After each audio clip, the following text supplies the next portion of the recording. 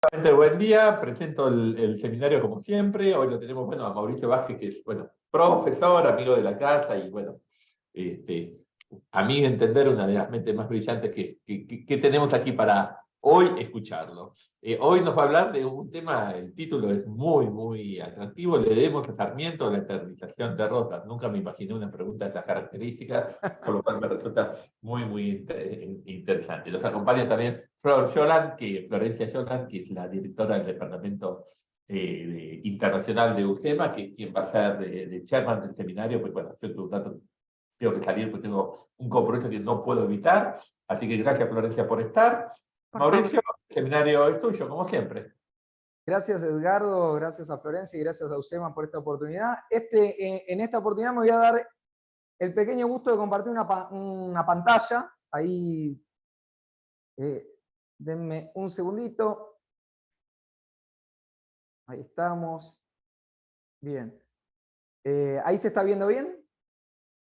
Bueno, Perfecto, decía se ve perfecto. recién, hoy en día los que nos dedicamos un poco a comunicación, sabemos que llamar la atención es difícil, así que hay que recurrir a cosas como estas, a hacer un título, como decía recién Edgardo, un poco más polémico.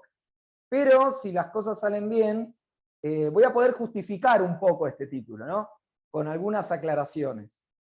Pasame la primera. Primero, algunas cosas. Yo no me voy a referir a las figuras históricas, ¿no? Este es el primer disclaimer, de Rosas y de Sarmiento, porque, y lo digo en serio, me ha tocado poder conocer historiadores que de ambos pueden describir muy bien luces y sombras, ¿no? Nadie es enteramente malo ni enteramente bueno. Pero sí me voy a referir al instrumento que usamos muchas veces en propaganda, que son los arquetipos, entendidos como que, como todo eso que queda en la sociedad y que cuando uno dispara una palabra es lo que primero le viene a la cabeza a la persona, ¿no? En los focus groups se usa mucho eso, ¿no? Y entonces, ¿qué hay detrás de las figuras de Rosas y de Sarmiento? Lo que vamos a ver en la filmina posterior, pero antes que eso traigo una frase de Adam Ferguson, uno de los filósofos que a mí más me inspiran, que es esto de que la historia no es producto de la planificación humana, no es producto del designio humano, sino de la acción humana.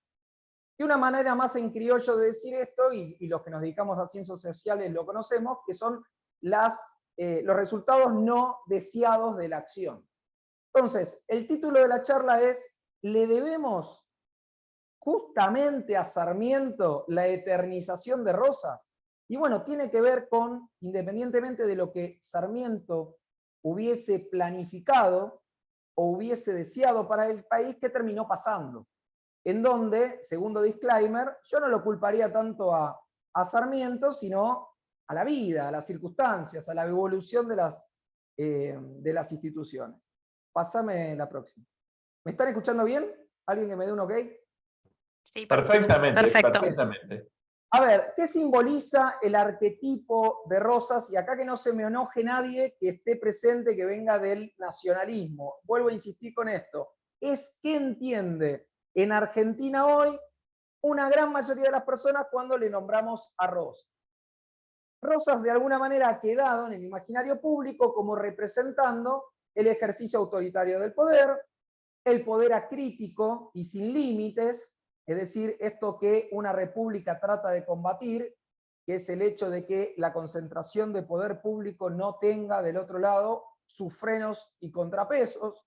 Rosas, el gran restaurador para algunos, fue un restaurador, y esto me acerco bastante al consenso histórico, que restauró, si se quiere, por la fuerza. Es decir, detrás de Rosas es muy difícil, insisto, para unos y para otros, no hablar de violencia e imposición. Algunos me dirán que eso estaba justificado, otros me dirán que no, pero el consenso está bastante por ahí.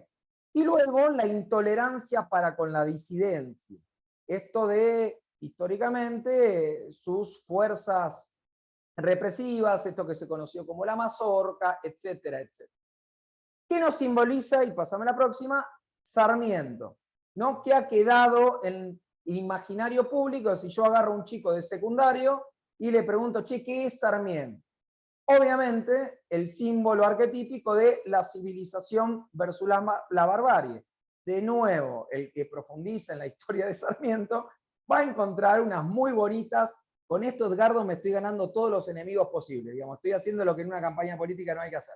Pero también vamos a encontrar también en Sarmiento sus profundas sombras, ¿no? Y el recurso, incluso, el que quiera profundizar, que vea qué pasó con el Chacho Peñalosa, también el recurso a la barbarie, si se quiere. Sin embargo, si uno refiere la palabra, dice la palabra Sarmiento, lo que queda es, bueno, la civilización. ¿Qué simboliza también Sarmiento? Una mirada hacia el mundo que en ese momento estaba teñida con la idea de modernización. ¿Sí? Apertura al mundo, modernización, coqueteo con Europa, un poco lo que Rosas representaba por el contrario, ¿no? Con esto de la vuelta de obligado, etcétera, etcétera. Alguno me va a decir, bueno, pero fíjate dónde se terminó muriendo Rosas, no nos metamos en lío, simplemente digamos que Sarmiento significa hoy, o simboliza hoy una cosa, Rosas, si se quiere, lo contrario. Y acá una especie de introducción ya a la charla en puntual, que tiene que ver no tanto con la historia, sino con educación. Pasame la próxima. ¿Qué intentó o qué intentaba Sarmiento con su escuela? De alguna manera, y acá viene una discusión con Alberdi, sobre la que voy a caer después, sobre la que voy a volver después, lo que intentaba Sarmiento con su escuela es impedir que Rosas, o el arquetipo de Rosas, se prolongase en el tiempo, es decir, formar un ciudadano, y esto es casi textual de Sarmiento, formar un ciudadano ilustrado que de alguna manera aprendiese a convivir en un contexto, o a vivir, o a desarrollarse en un contexto particular que es el de el republicanismo. Esto de ilustrar al ciudadano, ilustrar al soberano, tenía como instrumento y como vector la escuela. ¿Cuál es la propuesta de la charla? Y de ahí viene este título de, che, ¿no le deberemos a Sarmiento justamente lo contrario? La eternización de Rosas. Bueno, lo que ustedes están viendo en pantalla.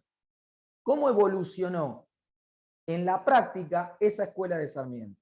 Es un poco lo que trabajamos generalmente con Edgardo, él por su lado, con Gabriel Zanotti, él por su lado, y yo por el otro. Es decir, en la práctica, ¿qué tipo de ciudadano forma la escuela? Y acá también hago una pausa. Generalmente vemos la escuela, y acá hay mucho esto de Foucault y la microfísica del poder. Nosotros vemos la escuela, por lo general, como ese vector de instrucción, de capacitación, de brindar al alumno contenidos que lo forman, y después viene la vieja discusión histórica, si para la vida comunitaria o si lo forma para el mundo del trabajo. Ahora con lo de Alberdi vamos a volver un poco a eso. Lo que a veces no vemos, y por eso cito a Foucault, es cuánto de eso que sucede adentro del aula, y no estoy hablando del contenido, cuánto de eso que sucede incluso antes de que el alumno se acerque al aula, eso que sucede con la familia, y estoy hablando de pequeñas cosas, por eso viene esto de microfísica. De lo que estoy señalando es todo el proceso para inscribirse, el timbre que te llama a irte al recreo, que la escuela se haya vuelto, lamentablemente, en nuestro país un comedor. Es decir, no estoy hablando de los contenidos. Esa es una advertencia importante para poder acompañarme en esta propuesta, para que pensemos juntos. No estoy hablando de, y la idea no es que conecten con, por ejemplo, algo que últimamente, por suerte, se empieza a evidenciar, que es este asunto del adoctrinamiento en las escuelas. No, ni siquiera. Yo estoy hablando de los metamensajes que da la escuela, en ese contexto, en lo que se ha convertido la escuela hoy. Primero, a ver, la escuela de Sarmiento lleva consigo, en su diseño original, un sistema planificado de arriba para abajo. Es decir, claramente la propuesta de Sarmiento, que fue sumamente exitosa, que fue disruptiva en el mundo para el momento en donde este ser humano extraordinario se plantea algo como acabar con el analfabetismo en la Argentina, un país en ciernes, es un proyecto diseñado por Sarmiento y un grupo de personas de arriba para abajo. No es la legislación de un uso y costumbre que viene de la sociedad civil hacia arriba, ¿no? A veces nos olvidamos un poco eso. De nuevo, lo que estoy intentando hacer es una descripción, no emitir un juicio, ¿sí? No digo que esto esté mal, digo simplemente que eso fue así. Y ahora vamos a ver un poco cuáles son las consecuencias de eso. Segundo punto. La escuela, y esto se ve muchísimo hoy, vuelvo a citar a Gabriel Zanotti, que lo suele señalar, también lo hace Edgardo, la escuela hoy ocupa un lugar en la sociedad que no es el mismo que ha ocupado con Sarmiento, pero que ya en esos orígenes, en esa protogénesis, ya estaba la escuela con la pretensión de ocupar el rol que tiene hoy. ¿Y qué rol tiene la escuela hoy? En muchos sentidos, y yo señalaba recién uno, el hecho de que la escuela sea el lugar donde se le brinda alimento a chicos que no pueden satisfacer esa necesidad primaria en su hogar, la escuela fue desplazando a la familia como lugar de educación. Si bien nosotros solemos decir, casi como un leitmotiv no razonado, que la educación empieza por casa, en la práctica eso no es real. Es muy poca la intervención que las familias tienen en el proceso de capacitación e instrucción y educación de los alumnos. Alguno me podrá decir, bueno, eso tiene que ver con la dinámica de que papá y mamá hoy tienen que salir a ganarse el pan, que ya los abuelos no están tan presentes, etcétera, etcétera. Lo que es muy difícil saber es cuál es la causa y cuál es la consecuencia de esa variable social. Y también es cierto que en esa microfísica diaria de lo que damos por dado, la escuela, por ejemplo, define, fíjense, traten de conectar con esto, el periodo de vacaciones de una familia. Cuando una familia va a planificar cuándo sale de vacaciones, lo primero que mira es cuando empiezan las clases. Y alguno me puede decir, sí, eso es así. Bueno, la gran propuesta es a preguntarnos si eso debe o no debe ser así. Ahora, de lo que se puede extraer de eso es que, sin lugar a duda, la escuela, y algunos incluso intelectuales de Argentina esto lo celebran, ¿no? Yo tengo un poco más de dudas, la escuela ha sido como un centro de sociabilización que ha desplazado a otros. Por ejemplo, ¿a qué? Clubes, fundaciones, organismos de la sociedad civil, etcétera, etcétera. En la escuela tiende a ocurrir todo lo que tiene que ver con los niños. Tercero, en esa escuela, que cada vez gravita más, en donde es vector de aplicación de políticas públicas, en donde no solo se educa a los chicos, sino que también en su extremo se los adoctrina, en donde muchas veces se vela por su salud, etcétera, etcétera, el maestro pasa a ser autoridad única.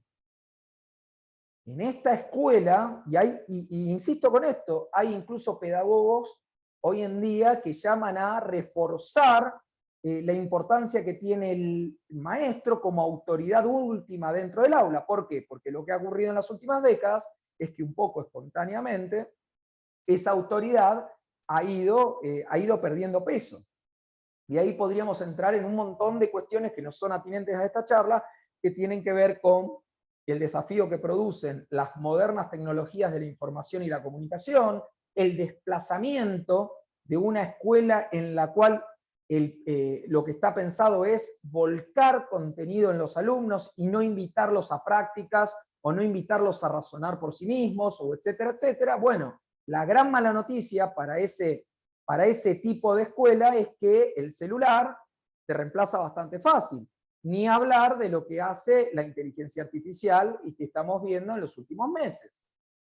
Ahora, la escuela tradicional de Sarmiento pone en un lugar de autoridad, y acá viene esto también de nuevo de la microfísica del poder, al maestro en detrimento del libre albedrío y del pensamiento y del desarrollo propio del alumno. Y esto también lo sabemos.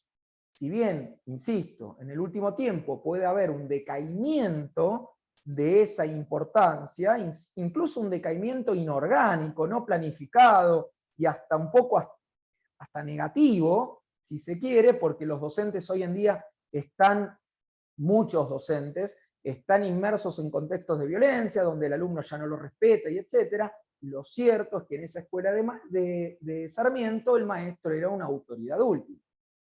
En íntima relación con lo anterior, detrás de esa escuela hay una muy fuerte impronta del Ministerio de Educación, porque decíamos al comienzo que la escuela nace planificada de arriba para abajo. Y ese Ministerio de Educación no es el que era con Sarmiento, sino que hoy son grandes elefantes que hay en cada provincia, con uno por encima, que es el Ministerio de Educación de la Nación y el Consejo Federal de Educación, lleno, repleto de burócratas que mandan sobre el cómo educar, es decir, qué metodologías pedagógicas utilizar, qué recursos pedagógicos impartir, qué contenidos brindar, etcétera, etcétera, etcétera. Es decir, de nuevo se refuerza esta idea súper verticalista sobre el proceso de educación. Los últimos dos que están en pantalla. ¿Qué hace la escuela? Y esto lo decía anteriormente, reemplaza paulatinamente a los demás componentes de la sociedad civil. Sobre todo, a mi entender, y esto lo afirmo sin lugar a duda, a lo primero que reemplaza la escuela es a la familia. Y esto es algo sobre lo que bregamos continuamente, vuelvo a insistir con Gabriel Zanetti y con Edgardo, esto de que los padres son vistos, y para los que no me conocen, tal vez tenemos ahí en el público gente que nos viene escuchando, yo he trabajado muchos años justamente en esa burocracia estatal que rige sobre el proceso educativo, y que evidencié en primera persona. Que el padre y la madre son vistos, y perdón la expresión, como dos estúpidos que no conocen nada y que no deben opinar sobre lo que ocurre ahí en ese lugar sacrosanto, porque se ha convertido en algo sacrosanto, que es la escuela. El padre y la madre en la práctica quedan por fuera del proceso de auditoría de ese ciclo lectivo que tenemos año tras año. Son muy pocas las dinámicas reales, y acá subrayo la palabra reales, en los cuales la familia puede opinar sobre lo que ocurre en la escuela. Sí, hay una invitación a un acto escolar, donde, de nuevo, esta microfísica que hablaba antes, la familia está al fondo, sentada, es como dice Moria Kazan, son decorados, donde el alumno viene después y también termina siendo decorado, y donde adelante, ¿qué tenemos? Funcionarios públicos, la directora de la escuela, el supervisor regional, el intendente, etcétera, etcétera, etcétera. Fíjense que en esa microfísica, más allá de todo discurso buenista, en la práctica la familia es lo que está en el fondo. Y el alumno, que debiera ser el gran protagonista, es de alguna manera el invitado a observar eso otro que pasa ahí adelante. El que haya ido últimamente o en las últimas décadas a un acto escolar, yo tuve la suerte o la desgracia de participar en cientos, en toda la ciudad de Buenos Aires e incluso en el conurbano, siempre es la comunidad educativa representada por la directora y la gente que ella tiene alrededor, hablándose a sí mismos. Ellos hablan de los problemas que tienen ellos. Y el alumno y la familia están ahí atrás. Bueno, hay algo en esa microfísica que es muy fuerte y que tiene un fuerte impacto en, vuelvo a conectar con la invitación de la charla, en la formación de un tipo de ciudadano. Por último, y uso la palabra a propósito, porque sé que para la comunidad educativa usar la palabra cliente es como una blasfemia, pero es una muy buena manera de resaltar el hecho de que en última instancia ese servicio, que en Argentina es financiado por el Estado, que es financiado, perdón, por impuestos, que no es gratuito desde ya, tiene como, o debiera tener como última atención y como principal atención un cliente preferencial que es el alumno. Y subsidiario a lo anterior, como los alumnos suelen ser menores, por lo menos hasta llegar a los últimos años o al último año de la escuela media, sus familias, ¿no? Que son, en última instancia, quienes velan por el interés de esos alumnos. Bueno, eso no suele ser así. Estos clientes tienen muy poca o nula ascendencia para poder auditar ese proceso educativo. Y el que tenga alguna duda, pregúntese lo siguiente. Nosotros tenemos un sistema educativo en Argentina, que como acaba de describir Edgardo hace muy pocas horas en Infobae, para 6 de cada 10 chicos ni siquiera le brinda lo mínimo que es capacidad lectocomprensiva, o dicho en criollo, no saben leer. O sea, pasan 14 años de su vida en un sistema obligatorio cada vez más amplio, porque ahora cada vez la educación obligatoria empieza antes, teníamos salita de 5, salita de 4, ahora está salita de 3, etc. Y el chico pasa todo ese tiempo sin saber, no inteligencia artificial, no robótica, no programación, sino leer. ¿Ok? Si uno asume eso, claramente evidencia que el principal interesado, el cliente, no puede hacer nada con ese sistema. ¿Ok? Pásame la próxima. Ahora, y acá de nuevo, pobre, así queda balanceada la charla. Yo considero que claramente Juan Manuel de Rosas y Domingo Faustino Sarmiento han sido próceres y que han aportado al país de buena fe, presupongo, y lo digo en serio, presupongo que de buena fe, un legado orientado a mejorar el país. También es cierto que contemporáneamente a Domingo Faustino Sarmiento había otra figura que era Juan Bautista Alberdi, ¿no? Y tenemos algo privilegiado para los que vivimos hoy en 2023, que es el hecho de poder rastrear con muchísima precisión aquellos puntos que Juan Bautista Alberdi, a mi entender, una de las mentes más brillantes de Iberoamérica, no solo de Argentina, un sujeto que, como solemos hacer los argentinos con nuestros grandes héroes, despreciamos, y digo Borges, digo Messi hasta hace 2 días cuando levantó la copa, digo Alberdi, que a mi entender es el Messi de las ideas nacionales. Alberdi le contestaba, y se contestaban mutuamente en cartas quillotanas, en la 101 y una, a Sarmiento, aquellos puntos que con una gran visión, a mi entender, de prospectiva, él evidenciaba como problemáticos en el sistema educativo que Sarmiento recién estaba lanzando o recién estaba proponiendo. Y digo esto porque decíamos al principio de que obviamente las instituciones siempre evolucionan, siempre se escapan, se nos escurren de la mano, y nos pasa con nuestros proyectos personales, con el paso de los años, y adquieren vida propia y evolucionan de otra manera. Ahora, insisto con esto, nosotros somos privilegiados en ver que Alberdi supo ver a tiempo muchos de los problemas que la escuela tiene hoy. ¿Y cuáles son? Algunos de ellos, ¿no? Son los que ustedes tienen en pantalla, yo los he resumido, si yo tendría que haber puesto párrafos enormes, pero los invito a leerlos porque son fabulosos. ¿Qué le decía Alberdi a Sarmiento? Punto 1, el que más gritó, el que más le trató de hacer entender. La escuela en Argentina, con este ideal de formar al ciudadano, estaba dejando afuera la importancia que tiene la instrucción para el trabajo. Y uso la palabra a propósito, la instrucción para el trabajo. Y eso hoy es, si se quiere, uno de los principales males, a mi entender, del sistema educativo. Hay una enorme escisión entre esa artificialidad total que se inventa la comunidad educativa, esos edificios enormes, vetustos, llenos de humedad, de oscuridad, de ritmos propios de la era industrial, donde a tal hora toca un timbre y salimos al recreo y volvemos a sentarnos en un banquito, que además, para el que le interese la pedagogía, son absolutamente contrapedagógicos o antipedagógicos a partir de todo lo que sabemos hoy de neurología y de neurología cognitiva. O sea, agarrar a un niño en la etapa donde está intentando tocar cosas y aprender a través de la movilidad cinética y de la inteligencia cinética y ponerlo quieto en un banquito y levantarlo en un momento y sentarlo en otro, lo estás destrozando cognitivamente. Y de eso hay un montón de evidencia y la escuela todavía no se adapta a eso. ¿Ok? Ahora, aparte de todo eso, que daría para otra charla, sucede que el alumno no solo sale después de 14 años de escolarización sin poder leer, sino que tampoco sabe hacer un currículum. Y tampoco entiende para qué estudió lo que estudió.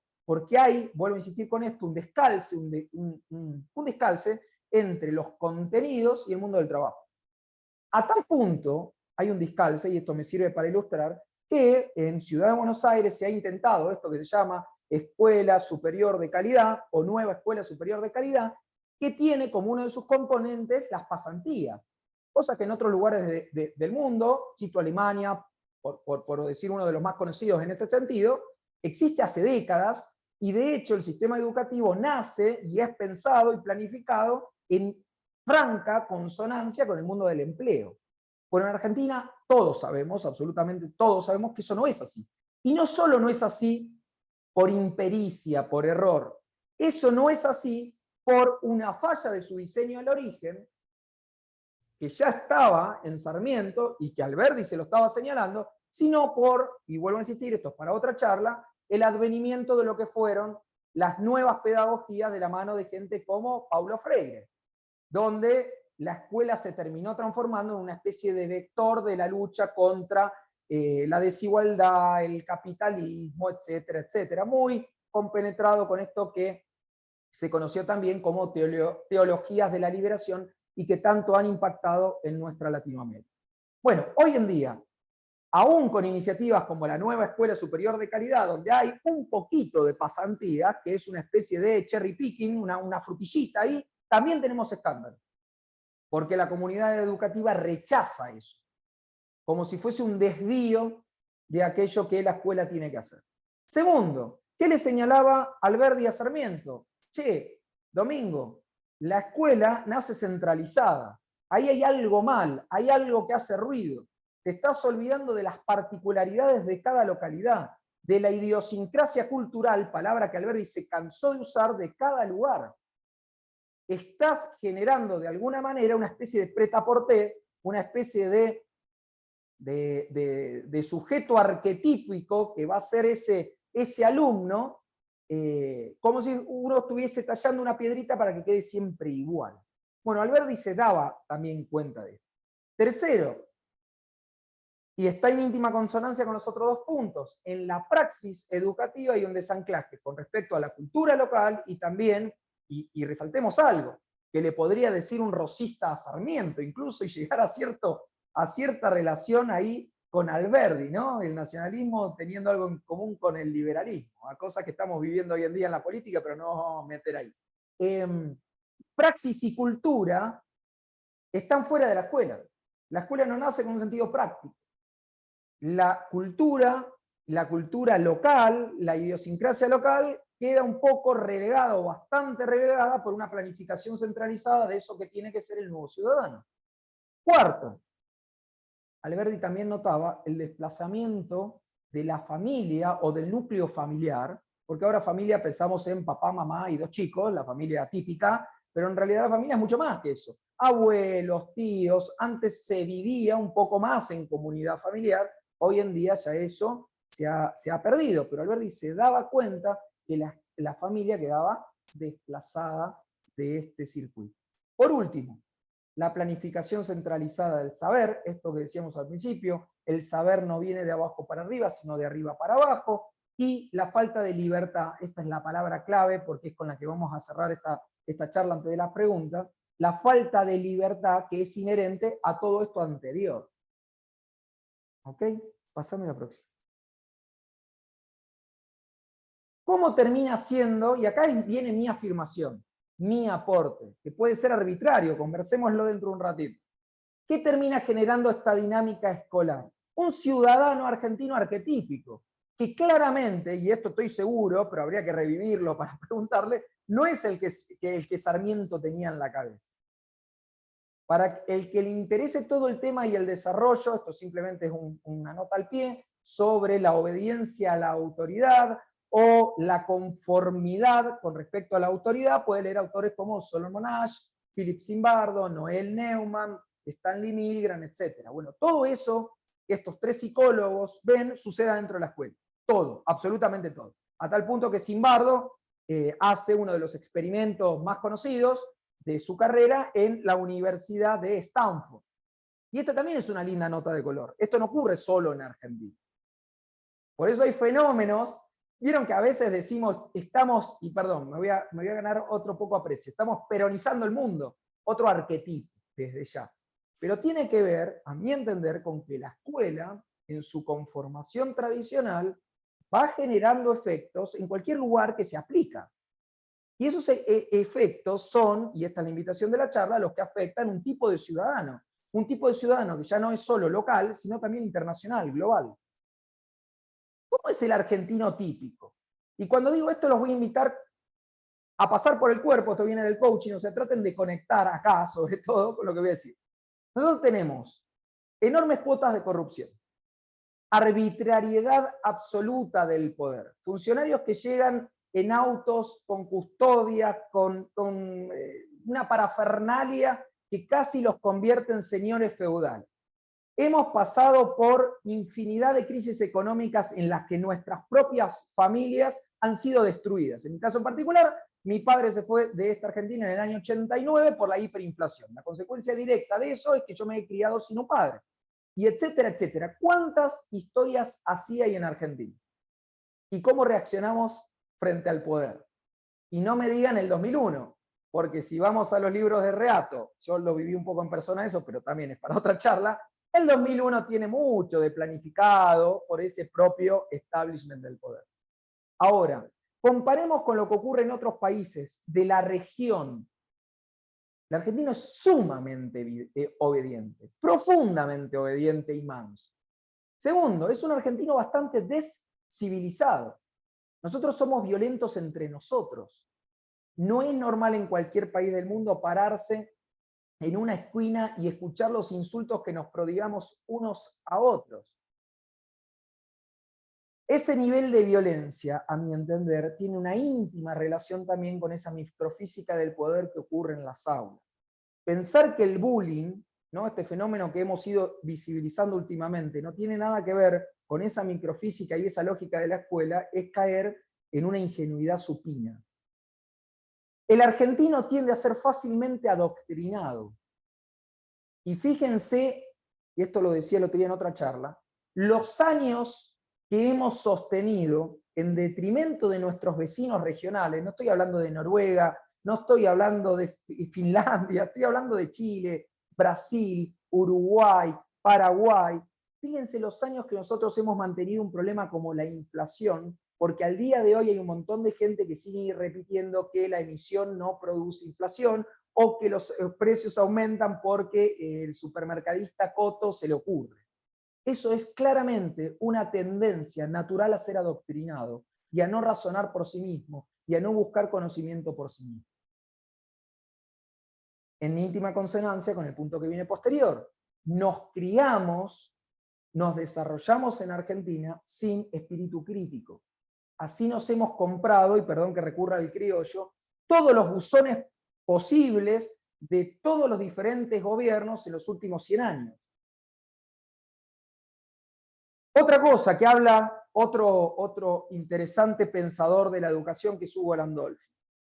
El sujeto, y esto es muy importante para el momento que estamos viviendo hoy en Argentina, el sujeto argentino, el individuo argentino sale de la escuela sin competencia, sin conocer qué es lo que le puede dar al otro, qué es lo que puede ofrecer.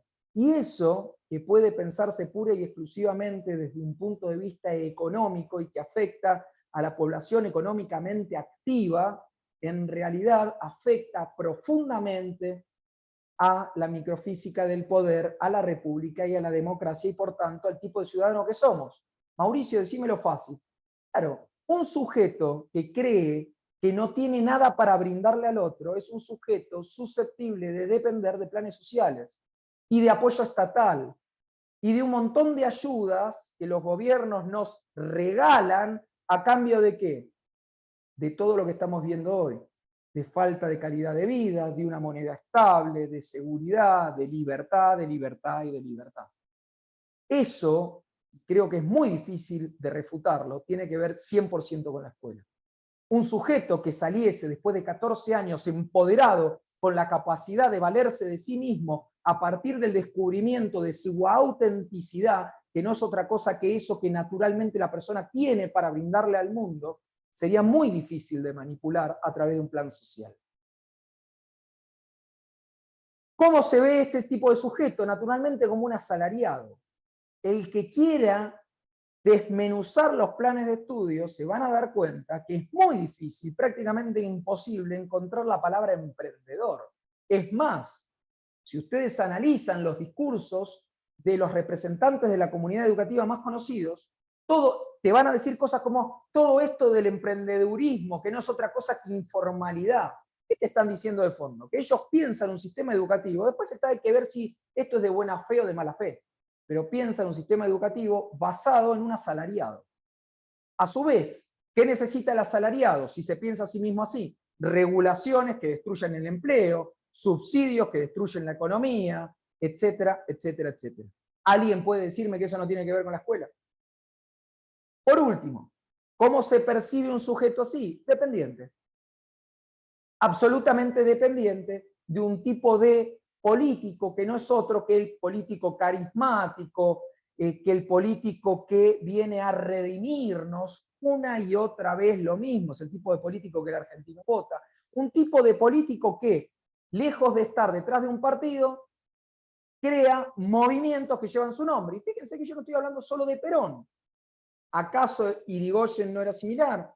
Perón, Alfonsín, que creó el alfonsinismo, Macri, que creó el macrismo, Kirchner, que creó el kirchnerismo, etcétera, etcétera, etcétera. ¿Alguno me puede decir que en las últimas horas estamos saliendo de eso? Ojalá, pero hasta acá no ha sido así. La última, por favor. Por último, ¿qué sistema político derivan? Y fíjense que fue toda una charla que marca una lógica. ¿Qué tipo de sistema político tenemos? A mi entender, justamente ese que Sarmiento, por estas paradojas de la vida, por ahí hay un tuitero que suele decir, el invento revienta al inventor. Bueno, se aplica acá. ¿Qué sistema político tenemos? Justamente que Sarmiento quería evitar. ¿No? Que ese es un poco el argumento de la charla. Habría que haberlo escuchado un poco, es un contrafáctico. Habría que haberlo escuchado un poquito más a Alberdi.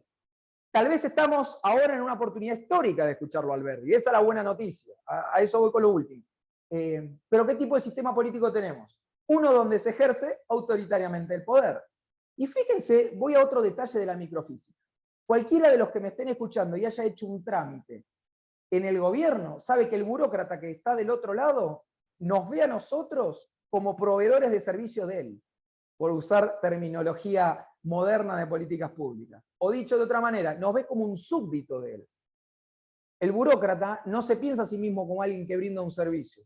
Se piensa, lo sepa o no, como un representante de un señor feudal que de alguna manera es ungido por una especie de mandato sacrosanto para mandarnos a nosotros. Y alguno estará pensando en la AFIP, pero no es solo en la AFIP, es todos los organismos de gobierno en donde uno entra en contacto. Eso no es otra cosa que un ejercicio autoritario del poder. Segundo, no existe una cultura de auditar. Lo que dice el gobierno se hace. Salvo excepciones de gente muy comprometida, el argentino no audita las cuentas públicas. ¿Y de dónde viene eso? Viene del hecho de haber sido, a mi entender, educado en una escuela donde lo que dice el docente es sagrado y el resto se calla. Y que si lo que dice el docente es falso o incontrastable, el alumno solía callarse. Alguno me puede decir de nuevo, eso está cambiando. Sí, está cambiando, a la fuerza, e incluso de una manera violenta dentro de las aulas. Tercero, tenemos un sistema político donde se acepta críticamente, y perdón la expresión, cualquier tontería emanada del poder. Recuerden esto de, no sé, la diabetes es una enfermedad de los ricos, hay que comer chancho porque ayuda a las relaciones sexuales, pero pueden buscar tontería de todo tipo, la emisión no genera inflación, etc. De nuevo, eso tiene que ver con un sujeto que aprende durante 14 años de su vida a quedarse callado y a aceptar y a repetir eso que tiene ahí adelante. Donde la participación es poca, tenemos un sistema político donde la participación es poca y la pasividad mucha. ¿Qué nos enseña un sistema donde yo llego y me tengo que quedar sentado así, donde X cantidad de horas por día? Donde impera el poder acrítico y sin límites, en relación con lo anterior, donde se vive imposición y violencia. Muchos de nosotros hemos vivido bullying adentro de la escuela, no de nuestros compañeros, sino de los docentes, directivos, donde si aparece una persona crítica, es de alguna manera rápidamente castigada. Y es más, hemos llegado a un sistema educativo en el cual se castiga a aquellos que se destacan. E incluso se los castiga con violencia. ¿Cuántos chicos son tajeados? Pongan en el diario, ahora. Contrasten lo que estoy diciendo con las notas. ¿Cuántos chicos son perseguidos y tajeados porque se destacaron en un examen? Imagínense si ese chico después se va a parar, como dicen en el conurbano, se va a parar de mano frente al poder. Claramente. Y por último, donde la democracia se ejerce desde el autoritarismo y donde rige la intolerancia con la disidencia. Fíjense que si yo agarrase esta filmina y la llevase a ese arquetipo de Rosas, tendríamos un sistema político que refleja mucho más el arquetipo de Rosas que ese arquetipo que proponía o intentaba lograr Sarmiento. La última. Lo que nos queda por delante, y ahí te invito, Florencia, ya, si querés aparecer y moderar las preguntas, es ¿qué opciones hay? ¿Qué podemos hacer para contrastar esto, para combatir esto, para hacer otra cosa con esto? Bueno, los invito a preguntar y a partir de ahí les puedo decir algunas ideas que tengo yo, que no son las únicas.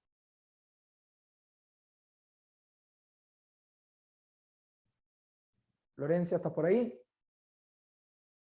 Sí, acá estoy. No estoy pudiendo volver a prender mi video porque en un momento se me cayó internet, así que ahora voy a gestionarlo, pero me escuchan, ¿no? ¿Me escuchan correctamente? Yo te escucho bien. Bueno, muchísimas gracias, Mauricio. Realmente apasionante el tema y las ideas que venís a compartir hoy con nosotros, revisando un poco cuestiones que incluso en nuestra propia historia nacional nos remiten a distintas conflictividades que todos hemos vivido en carne propia de un modo u otro. Tenemos varias preguntas acá ya en la sección de preguntas y respuestas, así que voy a ir comentándotelas para que se pueda conversar. Aquellos que todavía no lo hayan hecho, si quieren pueden ir brindando sus comentarios, sus preguntas a Mauricio, así aprovechamos esta última parte del seminario. En primer lugar, Gabriel Fernández Gasalla nos comenta dos distintas consultas, así que voy a empezar por la primera. En primer lugar, te felicita, Mauricio, por proponer ese tipo de conferencias a la UCEMA. Muchísimas gracias en nombre de la UCEMA, porque son conferencias disidentes de los temarios obvios y recurrentes en estos tiempos. Y la pregunta para Mauricio es si consideras que el pragmático conservador Sarmiento, reformador del sistema educativo, pecó de exceso de iluminismo y modernización frente al liberal Alberdi, más comprensivo frente a la barbarie constitutiva americana. Bueno, sin lugar a duda, pero ahí tendríamos que empezar a hablar mucho de epistemología, de paradigmas mentales, y etcétera, sobre todo para conectar, y lo digo en serio esto, para conectar con nuestros próceres desde el amor y no simplemente desde el juicio, que es un poco en serio la invitación de esta charla, es a juzgar desde donde ellos de buena fe veían las cosas. Obviamente Sarmiento es un representante arquetípico de ese iluminismo transformador que tenía mucho de planificación social y muy poco de eso que casi un siglo más tarde, o más de un siglo más tarde, Friedrich von Hayek llamaba a esquivar, que es vuelvo a insistir con esto, la planificación social. Claramente Sarmiento tenía un fuerte componente de planificación social y Alberdi, más cercano a ideas protestantes, anglosajonas, más cercanas a las ideas, por ejemplo, de Adam Smith, más cercano a las ideas de Ferguson, tenía muchos reparos en esa planificación, y desde esos reparos, vos fíjate qué maravilloso esto, Florencia, y también Gabriel, que lo conozco y sé que debatimos de estas cosas, qué maravilloso que un liberal como Alberdi, desde ese paradigma, podría conectar mucho mejor con un conservador del interior del país que un iluminista como Sarmiento o como Roca, ¿no? Ahora, esto no lo digo desde el juicio, lo digo desde la descripción histórica, porque en última instancia lo interesante es qué podemos hacer hoy con ese conocimiento. Tal cual. Muy interesante este punto, y si querés, conecto con la segunda pregunta de Gabriel, misma persona que de la anterior. Lo que pregunta es si crees que Alberdi y su crítica a la escisión entre educación y mundo del trabajo en Sarmiento es producto de la ausencia de un proyecto industrial complementario al modelo agroexportador de las élites de la época. Porque dice Gabriel, Alberdi de algún modo lo intuyó. Yo creo que algo de eso hay, pero a mi entender sería, tal vez desde mi punto de vista, un estiramiento conceptual. Yo creo que simplemente son ideas derivadas propias de visiones del mundo totalmente diferentes. Insisto, piénsenlo desde acá. La Europa continental tenía unas preocupaciones. La isla, Inglaterra, nace y su desarrollo nace anclado al comercio. O sea, no es lo mismo. No son idiosincrasias, eso es lo lindo de las ideas, que a veces las ideas no son lo que uno tiene adelante, sino el paradigma desde el que emanan y que producen un cierto tipo de lógica que no siempre es enteramente racional. Digo, alguien que se instruyó en pensadores anglosajones va a pensar naturalmente dándose cuenta o no dándose cuenta en el mundo del empleo, el desarrollo y el comercio. Alguien que en ese momento está obnubilado por el desarrollo del iluminismo va a pensar en otras cosas, como por ejemplo en la instrucción del ciudadano. Yo creo que estaban pensando en cosas diferentes. Que eso haya tenido la consecuencia que trajo, bueno, es otra cosa, pero esa es mi visión. Puede ser que sea un poco también lo que dice Gabriel. Acá sumo un comentario, una pregunta de Alfredo. Alfredo Coelho pregunta si, siguiendo tu razonamiento, podrías decir que Sarmiento ayudó a peronizar el mundo. Bueno, es un poco, son títulos estrambóticos, ¿no? Son títulos para tapa de Clarín y para armar líos, pero vuelvo a insistir, sí, claro, si uno toma el arquetipo de lo que uno... A ver, un peronista te va a decir Rosas, Irigoyen, Perón, Kirchner. Quiere decir que ellos mismos se autorreconocen como en una línea histórica, pero que, insisto, es arquetípica. Después el historiador te va a encontrar un montón de refutaciones a esos arquetipos, pero es lo que queda en la cabeza de la gente, ¿no? Y en ese sentido, sí, creo que este tipo de sistema educativo genera, creo que es de hecho el sentido de esta charla, la invitación a esta charla, este tipo de sistema educativo forma un tipo de ciudadano que es rápidamente manipulable en un movimiento de masas. Sí, claramente. Un ciudadano educado en un sistema educativo, invitado a la autopercepción, al razonamiento crítico, a la libertad y al empoderamiento a través del trabajo, es mucho más difícil convencerlo regalándole una bicicleta. Sí, claro, obvio. Hay un comentario que apunta al rol del docente, ¿no? Que es una de las cosas que obviamente se ha mencionado en tu exposición. Me parece que es interesante abordar desde ahí el problema. Raúl Ángel Rodríguez lo que comenta es que la escuela pública se ha degradado enormemente, porque hace décadas también que los maestros, hace décadas el maestro era una profesión respetable, y la realidad de las aulas muestra hoy en día docentes que en su gran mayoría lo toman como un trabajo más, aunque hay algunas honrosas excepciones, y buscan zafar. No hay docentes suplentes, etcétera. ¿Qué es lo que nos espera? Pregunta Raúl. Bueno, ahí hay varias cosas, ¿no? Yo siempre trato de proponer análisis sistémicos. Es decir, lo que describe esta persona es exacto, totalmente de acuerdo. Y eso tiene muchísimo que ver en esa microfísica del poder de la comunidad educativa con la formación de los docentes. Un gran tabú de los que no solemos hablar y que a mi entender es la gran estafa, esta es una palabra que uso usualmente, la gran estafa del sistema educativo sobre el cliente que es la familia y el alumno. Hoy en día tenemos, pero millares de docentes en Argentina que no están capacitados para lo que están brindando en el aula. Y si esto ofende a alguien, lo lamento mucho. Por algo los docentes no quieren ser evaluados, ¿no? Ahora, a su vez, yo puedo pensar en ese docente que busca un laburo, que busca insertarse rápidamente en el sistema económico a través de una profesión que, insisto, está muy bien descrita, ha sido degradada.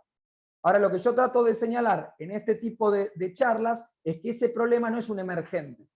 Ese problema responde a una estructura sistémica que tiene que ver con una escuela centralizada que depende de un ministerio y en donde la familia tiene poco para decir. ¿Por qué? Imaginemos un sistema diferente. Hagamos el contrafáctico. Un sistema en donde las escuelas compiten por la atracción de alumnos, como pasa, por ejemplo, en las universidades privadas. Bueno, ¿qué debería hacer esa escuela? Tener los mejores docentes, los mejores contenidos, lo más actualizado, el mejor edificio, la mejor tecnología. ¿Por qué? Porque si no, la familia elige otra escuela.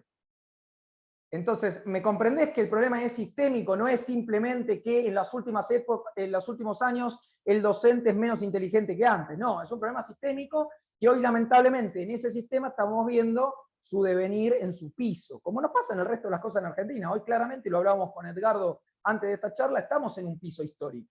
Bueno, el sistema educativo es parte de ese sistema, de ese piso histórico. Acá Marina, con respecto a este tema, expresa como un desacuerdo, un pequeño desacuerdo, a ver quizás cómo podemos Bienvenido. abordar. Claro, bienvenido.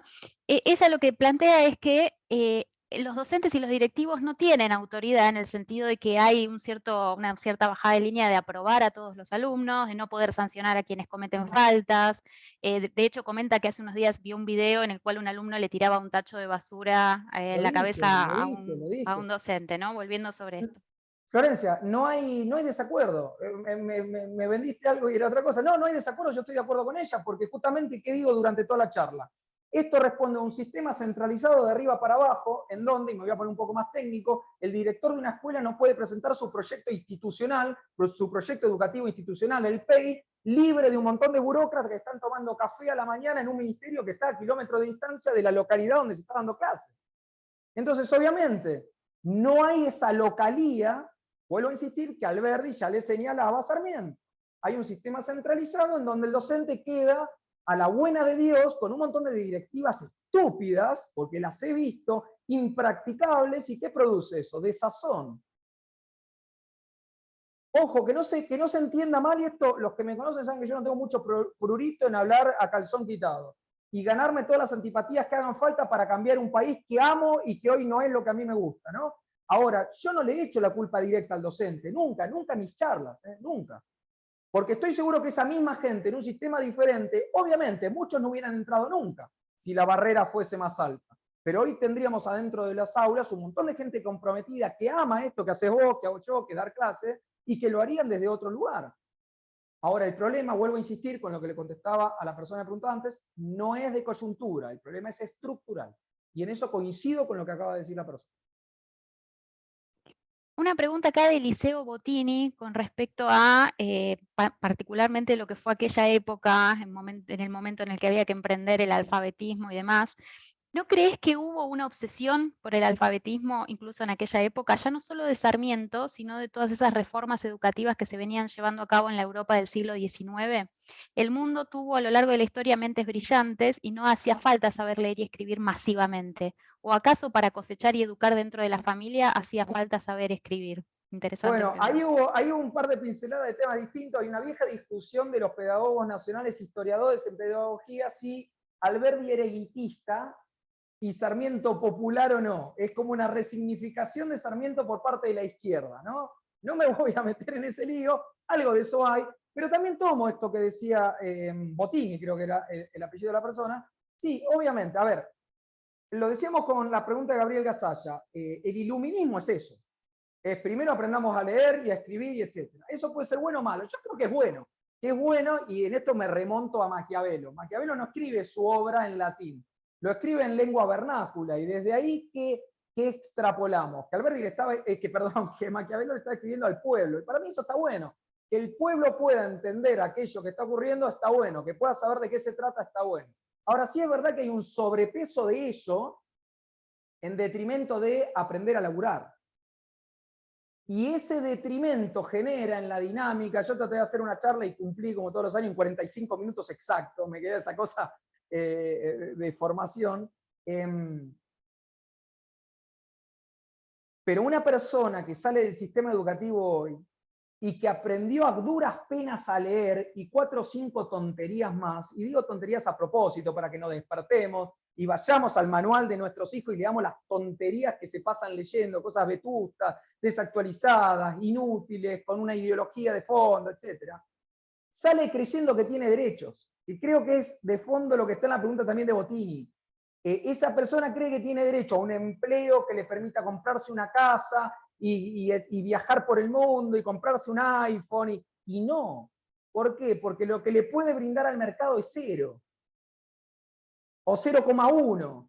A mí me da mucha risa esta discusión que a veces hace la izquierda de el joven que va a una pasantía lo están explotando. El joven que va a una pasantía, perdón, no sirve para nada. Es una carga para la institución que lo recibe, porque no entiende nada de ese mundo del empleo.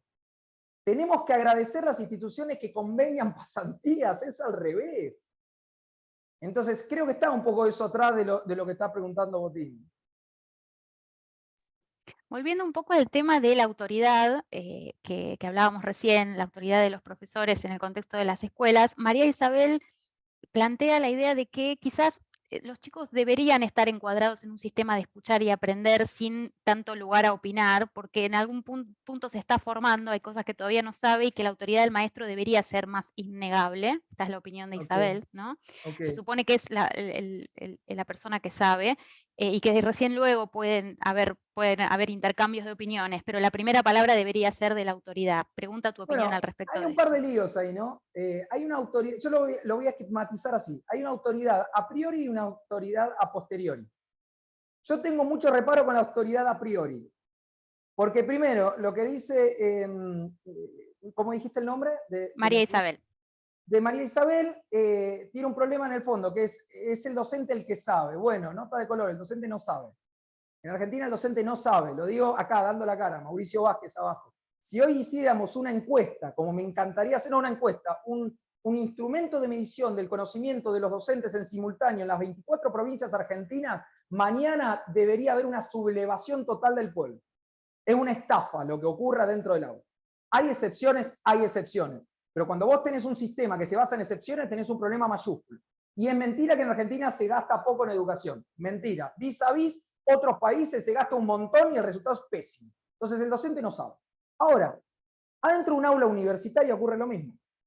¿Cuál es el problema con la autoridad a priori? Hola, yo tengo chaleco, tengo micrófono, entonces escúchenme que yo sé y punto. Quédense callados. Esa es la autoridad a priori.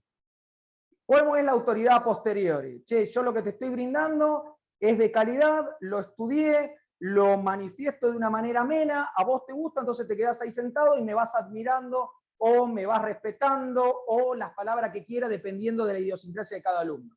¿Y qué castigo? El desvío. Es decir, si un alumno obviamente va y ejerce violencia sobre un docente, expulsión inmediata y se acabó. Esa es mi postura, súper dura, incluso más dura que tal vez la de María Isabel. Ahora, si un alumno entra a un aula y se encuentra con un sujeto que no sabe de lo que está diciendo, que no tiene herramientas pedagógicas, que está absolutamente desalineado, que está más preocupado por la rosca sindical que por darle lo que el alumno necesita, la verdad que pedirle respeto a ese alumno es la traducción de la charla de hoy. Lo que le estás pidiendo es que sea crítico y que cualquier persona lo manipule como quiera simplemente porque tiene una banda presidencial, que es justamente el fondo de esta charla. Hay un par de preguntas que vienen digamos, a imaginar cuáles son las alternativas, ¿no? Hay, por ejemplo, Marina dice, el modelo de qué país te parecería digno de imitar? Por ejemplo, Guillermo Paggi pregunta, ¿qué otras instituciones o cuál podría ser otra institución que afianzara un sentido patriótico además de la escuela, como por ejemplo algún sucedáneo del servicio militar, ¿no? ¿Cómo nos corremos de Ok. este Ahí hay escenario? mucho, ¿no? Esa pretensión argentina de reemplazar muchos flagelos nuestros por el servicio militar. Podríamos hacer una charla aparte porque he trabajado en la Comisión de Defensa y he vivido eso, pero infinidad de veces. A ver, pequeña propaganda propia. Hay un canal de YouTube, Mauricio Vázquez, hay una charla de 18 minutos que di en el Teatro Coliseo en marzo de este año y hablo de todo esto. ¿Ok? Si me preguntan qué modelo del mundo, te digo ninguno. ¿Por qué? Porque Argentina es muy particular. Y eso no lo digo como algo malo, sino como una gran oportunidad. Vos no vas a encontrar en el mundo sistemas educativos que hayan ido hacia atrás. Como no vas a encontrar países en el mundo, con excepción de Venezuela, que hayan ido hacia atrás. Argentina empieza en los años 80 con niveles socioeconómicos de un tipo y hoy en día está a niveles de países africanos. No vas a encontrar un país que haya hecho eso. Vos pasaste de una escuela de Sarmiento que había combatido el analfabetismo como hito exitoso antes que muchísimos países de Europa y hoy tenés chicos, 6 de cada 10 chicos, como escribió Edgardo Goy, que no pueden leer. Entonces, tratar de aplicar un sistema de afuera a este es muy difícil. Algunos tips para que tengamos en cuenta que a mí se me ocurre, debe haber mil más. Primero, libertad, libertad, libertad, libertad, libertad. Libertad de pedagogía, libertad de contenidos, libertad de competencias. Segundo, financiamiento de la demanda y no de la oferta. Dejemos de gastar plata en burócratas que están tomando café, que rosquean con los 4 o 5 popes de la educación argentina, que no doy los nombres para no complicarlo a Edgardo, por no comprometer a la institución, que son siempre los mismos que hablan de educación y que son después los que se pasan de director nacional de escuelas a ministro o a ministra. Bueno, basta de ese andamiaje destructor de la educación argentina. Libertad de competencia, financiamiento de la demanda, sin lugar a duda. Tercer punto, y tiene que ver con una de las preguntas de hace un rato, la exigencia absoluta que esa persona a la cual le entregamos lo más importante que tenemos en el país, que son los niños, tenga de mínimo nivel universitario y sea probo, que pueda pasar un examen de aquello que brinda. Y si no, a la calle. La educación no es un reducto para matarse el hambre. La educación es un bien estratégico para el desarrollo del país. 3 puntos. Hay más, muchísimos más. Pero desregular es fundamental. Los invito a leer el texto de Gabriel Zanotti sobre la obra de su padre, Luis José Zanotti, que tiene esto, pero súper mega estudiado y que incluso es gratuito. Bueno, así que propongo ir cerrando el seminario. La mayoría de las consultas las hemos podido expresar. Quizás este comentario final me gusta para cerrar, de Gabriel Fernández Azaya, que dice: Perón escribió y habló elogiosamente de Alberdi. Un gran filósofo peronista, Silvio Maresca, solía decir que Alberdi era el gran pensador nacional. En el pensamiento se suelen saldar las grietas, mejor que en la política. La educación crítica y valorizante del individuo argentino puede colaborar y mucho. No podría agregar más nada, simplemente gracias a vos, Florencia, gracias a Usema, gracias a Edgardo, gracias por esta oportunidad de poder mostrar lo que pienso, más allá de las consecuencias que trae. Lo mismo, Mauricio, muchísimas gracias. Excelente la exposición. Muchas gracias a todos los que concurrieron por sus comentarios, sus consultas. Enriquece muchísimo este espacio. Así que los invitamos a seguir la agenda de seminarios de libertad educativa del Friedman Hayek Center de la UCEMA, y a todos los seminarios de la UCEMA en general los seguimos invitando a que compartan con nosotros estos tan valiosos espacios. Gracias, Mauricio. Gracias a todos. Que tengan una linda tarde.